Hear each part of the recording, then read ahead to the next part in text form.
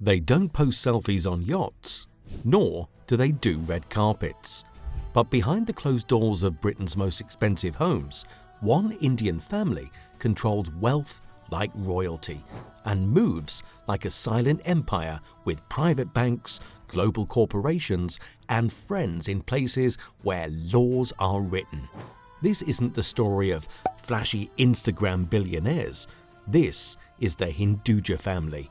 I'm talking about 4 brothers, 2 continents, 1 dynasty, and more secrets than a Swiss vault. Today we take a front row seat into a life most people don't even know exists. A life of private islands, offshore accounts, and political power disguised as polite dinner parties. So how did a family that started with trading jute and spices in colonial India become richer than the crown itself?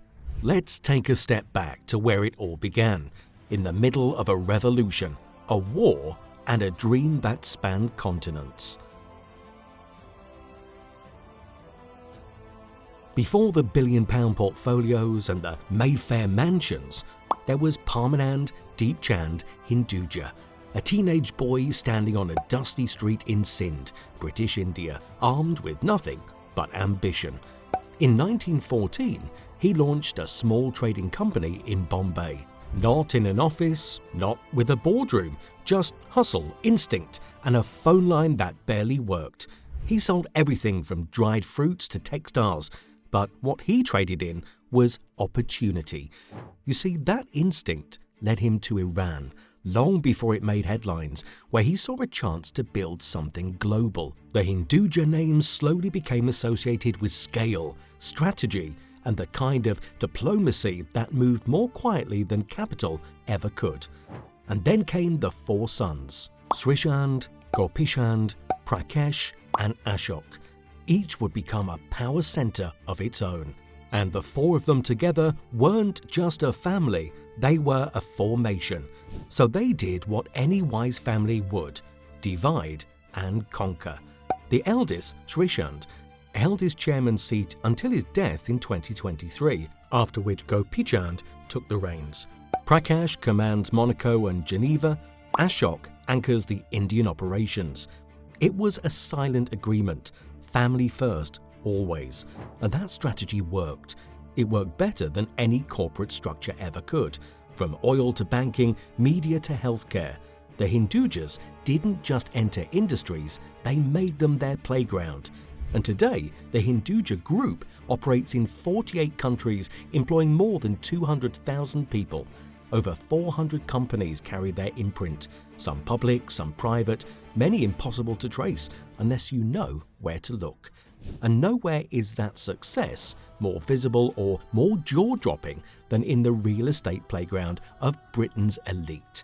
Because while most billionaires rent space in Mayfair, the Hindujas practically own the street. To understand the scale of the Hindujas' rise, don't look at their bank statements, look at their postcode. Right behind Buckingham Palace, tucked into one of the most expensive streets in the world, sits a mansion that makes even oligarchs do a double take. It's called Carlton House Terrace, a 13-bedroom double townhouse mega residence valued at over £300 million. Now, we won't get lost in floor plans and chandeliers because this isn't just a house, it's a statement. A quiet declaration that says, we didn't just arrive in Britain, we own part of its skyline. So a little background story here. The family moved to London in the 1970s, escaping the upheaval in the Middle East. But they didn't just migrate, they expanded. They became part of the elite financial architecture of the UK, not through fanfare, but by writing checks large enough to change the game. They're pictured with royalty, including Prince Charles, Queen Rania, and even Margaret Thatcher, who once attended their events. But you won't see them brag about it, because when your influence is this entrenched, you don't have to say anything. Your presence is enough. And while some families buy homes in London, the Hindujas brought heritage literally. Their properties are steeped in history, with bulletproof windows, private temples, and the kind of privacy you can't even buy unless your name is on the list at Davos. But their influence goes far beyond property lines and palace views, because what the Hindujas truly own is an empire, one that stretches across trucks, tech, oil, banks, and even Bollywood dreams. The Virgin Group might be daring, the Walton family might be vast, but the Hinduja empire is everywhere. I'm talking oil in the Middle East, banking in Mumbai, call centres in Manila, and luxury hotels in London. If there's a market worth entering, the Hindujas already have a seat at the table, a brand on the wall, and a family member in the boardroom. As of November 2023, Forbes estimated their wealth at $20 billion, ranking them the 7th wealthiest family in India. They were also 12th in Asia in 2017 and 146th globally in 2022. At the heart of it is Ashok Leyland, India's second largest commercial vehicle manufacturer. Every day, its trucks carries millions of goods across South Asia. But that's just the warm-up. They own a major stake in IndusInd Bank, one of India's most prominent private sector banks, managing billions in assets with a reputation for bold, tech-forward moves. Then there's Hinduja Global Solutions, the invisible engine behind your insurance claims, app support calls, and hospital paperwork across 3 continents. You see Gulf oil, defense contracts, real estate portfolios, tech parks, media firms, hospitals, startups, even health clubs. If money flows through it, there's probably a Hinduja invoice attached to it. And what makes it surreal is this: it's not a flashy brand empire. You won't see their name on every billboard. That's not their style. This is a quiet, old money tactic with the speed of new money. While tech CEOs post from their phones, the Hindujas are moving capital across continents, launching ventures in 7 time zones, and doing it all while keeping the family name under the radar, unless you know where to look. Now, behind all that industry and influence lies something far more revealing about how they live. And to see that, let's leave the boardroom and step into Monaco. Perched high above the glimmering Côte d'Azur, where the sea sparkles like currency, and silence is a currency of its own, lies the Hinduja family's most discreet stronghold, Monaco. This isn't just a tax haven or a billionaire's playground.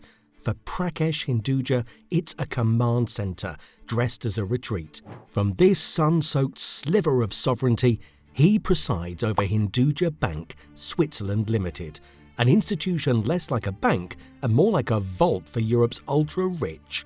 Quiet, impenetrable, and endlessly connected. But finance is only the beginning. Behind closed doors, Prakash has been drawing up global strategy in the kind of boardrooms that overlook harbours filled with yachts. And while the world watches India and Silicon Valley, he's been busy turning heads in Mexico, quietly expanding Hinduja tech into what industry insiders are calling the new India. Not for cost-cutting, but for engineering brilliance. From Monte Carlo to Monterey, the play is simple. Move R&D, automation, and EV design talent to Mexico, creating a hub for high-tech production while Western competitors are still stuck chasing margins. Prakash plans to grow that footprint by 25% annually. Hundreds of new engineers working on digital twins, electric mobility, and automotive ecosystems of the future. It's globalization without the noise. European capital, Indian vision, Mexican innovation. All orchestrated from a city-state where your neighbour is a prince, your banker is a billionaire, and your morning meeting might happen over a rosé-laced yacht brunch.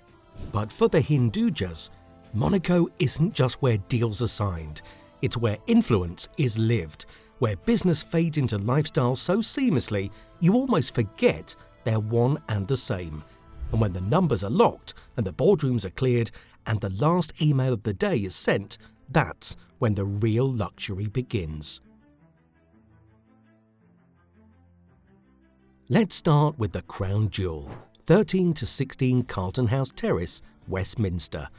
This mansion is 67,000 square foot, Grade 1 listed mega mansion sitting just steps away from Buckingham Palace. It was purchased by the family in 2006 for around £58 million, and they have spent an additional £50 million restoring it, not flipping it, not renting it, restoring it to the kind of neoclassical glory that makes British nobility look underdressed. That amount is enough to get yourself a decent apartment and live like royalty. Anyway, with 25 bedrooms, secret tunnels, imported Italian marble, hand-gilded staircases, and ceilings that whisper 18th century royalty, the house is more Versailles than Victorian, the kind of place where a private temple sits next to a wine cellar, and the art collection might just be insured for more than the building itself. And they don't rent it out. They live here quietly, behind bulletproof windows and security protocols so intense even Google Maps skips a few frames. But that's just the foyer of their luxury empire. So they didn't stop at Westminster, they went to Whitehall and made a purchase too. In Whitehall, they dropped 1.3 billion, billion, to cover Winston Churchill's old War Office into a 5-star megastructure called Raffles London at the OWO. You know, most people see a historic building, but the Hindujas saw potential. The building now houses 120 opulent rooms, 85 ultra-exclusive residences and 11 restaurants helmed by culinary legends. Marble halls that once echoed wartime decisions now host wine tastings, gala dinners and billion-pound mergers. It's luxury layered on legacy, the past restored, repackaged and renamed by the Hinduja Group. And you see, their luxurious living isn't limited to buildings. They go all out when it comes to events. I mean, no one does it like the Hindujas, because the Hindujas don't throw receptions, they throw international affairs.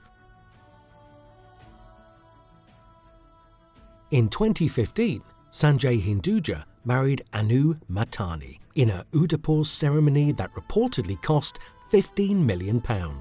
Over 1,000 elite guests were flown in on private jets and housed in 5-star palaces. Performances included Jennifer Lopez and Nicole Scherzinger. And aside from the musical headliners, the floating floral mandaps and chandeliers that look borrowed from Versailles, the real spectacle at the Hinduja wedding was what surrounded it: the logistics. The security detail moved like a presidential convoy. The hospitality ran like a Swiss watch. And the production was royal standards, down to the last petal. If you weren't invited, you definitely heard about it, because for weeks after, the pages of Forbes, Vogue and the Times of India were practically scented with marigold and Dior. But here's the thing, when the party ends, when the lights dim and the jet fuel cools, how does a family like this unwind? Let's talk about their version of downtime. While most billionaires retreat to the south of France, or a Caribbean hideaway, Prakash Hinduja sails the open seas aboard the Param Jamuna 4, a 61-metre Brunetti super yacht worth over £25 million. It's not just a boat, it's a maritime mansion. Teak decks, so pristine they glint in the moonlight. Infinity hot tubs that steam under Mediterranean sunsets. And a crew so well trained, so quiet, you might think the ship pilots itself on command. Built by Italian shipyard Brunetti in 2006 and extensively refitted for Hinduja taste, the Param Jamuna 4 hosts up to 12 guests across 6 luxurious cabins, including a full-beam master suite. There's an elevator connecting all 5 decks, a beach club, a sky lounge, and stabilizers that keep it smooth even in rough seas. Because when you're this rich, even the ocean gets told to calm down. And when it's time to fly, forget first class. The Hindujas go fleet class. Now let's talk about the Dassault Falcon 2000, a twin-engine private jet registered under VT HGL. With a flight range of over 3,000 nautical miles, it's not a jet, it's an airborne boardroom wrapped in leather and mahogany. Think private bedroom, full-service galley, high-speed connectivity and gourmet cuisine served at 41,000 feet, all while skipping queues, customs and every headline that tries to keep up. The jet just doesn't fly between destinations, it floats between worlds: Geneva, Monaco, Mumbai and London. And if you're still not convinced about their wealth, let's go to the annual party in London. Every year in London, just as autumn air begins to chill and the city skyline turns gold, the Hinduja family hosts a Diwali celebration that quietly outshined even state dinners, not in noise but in nuance. There are no press releases, no live streams, just invitations gilded in gold foil, hand-delivered to a guest list that reads like a who's who of power: Bollywood royalty, British MPs, billionaires, royals, CEOs and revered spiritual leaders. But here's the twist: the most telling details aren't in the fireworks or the five-star plates, they're in the quiet luxury. Because it was during a recent Swiss court case that the world got a rare, unfiltered glimpse behind the velvet curtain. In testimonies involving allegations of domestic worker exploitation, one line in particular caught headlines. The family, it was revealed, spent more on grooming their dog, 8,500 Swiss francs. Talk about a crazy way to splurge. And just like we know, power this vast rarely comes without controversy, and the Hindujas, for all their polish and protocol, are no exception. In 2024, the family faced one of their most public reckonings.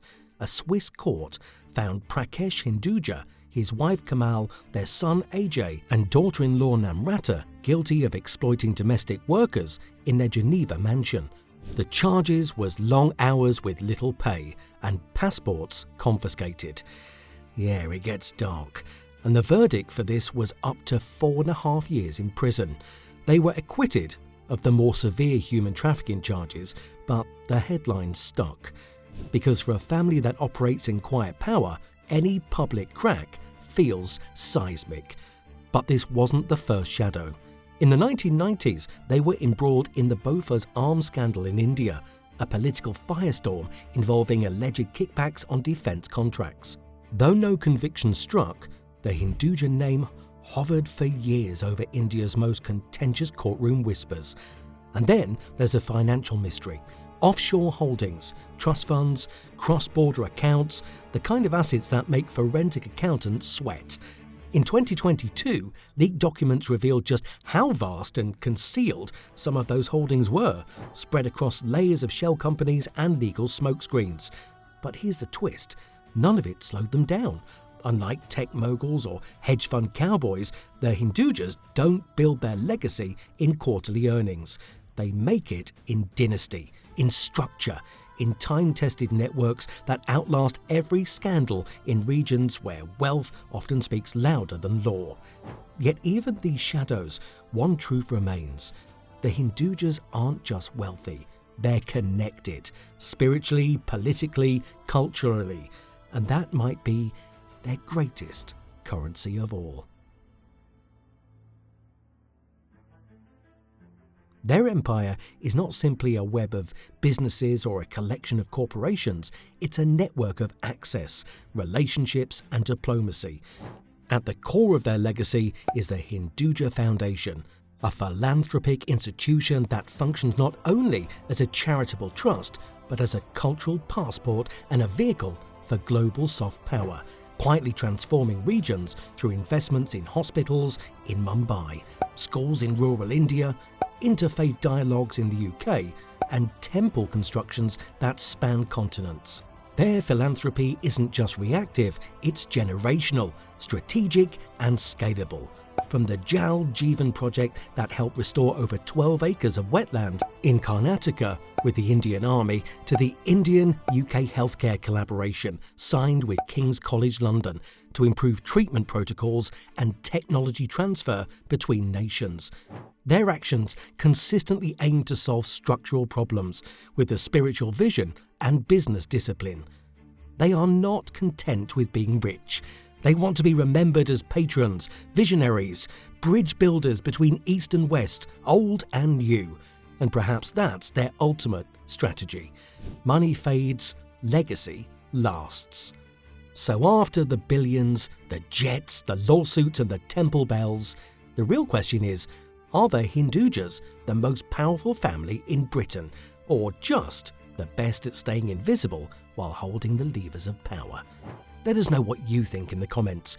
And if you enjoyed this deep dive into the dynastic wealth and whispered power, hit that like button, subscribe for more stories they don't teach us in textbooks, and ring the bell because the next empire we expose might be hiding right next door.